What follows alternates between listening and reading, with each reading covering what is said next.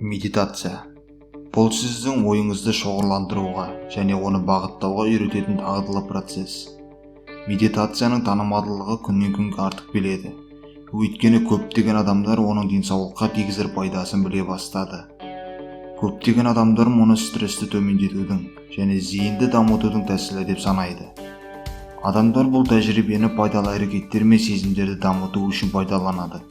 Мысалы, жағымды көңіл-күй мен көзқарас, өзін-өзі ұстау, дұрыс ұйқы режимі, тіпті ауырсынуға төзімділікті арттыру және де тағы басқалары. Бұл видеода медитацияның денсаулыққа тигізер пайдасын қарастыратын боламыз.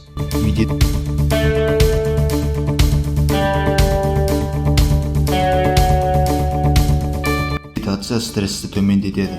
Медитациямен айналысудың ең көп таралған себептерінің бірі стрессті төмендету.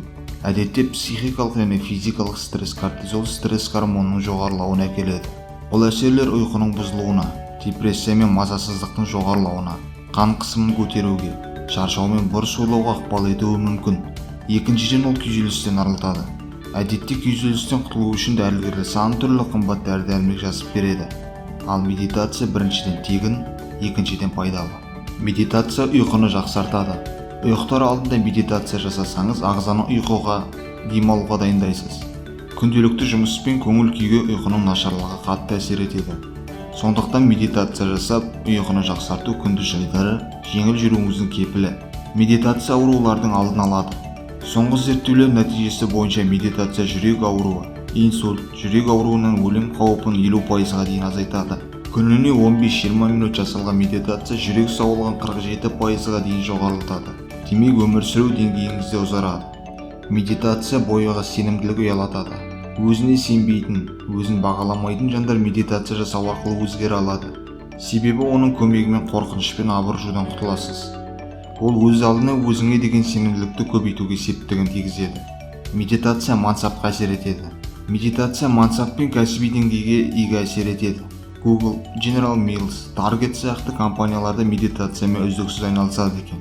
Себебі бұл әдіс қызметкерлердің бір нәрсеге көңіл тоқтауына және өзіне деген сенімділіктің артуына көмегін тигізеді.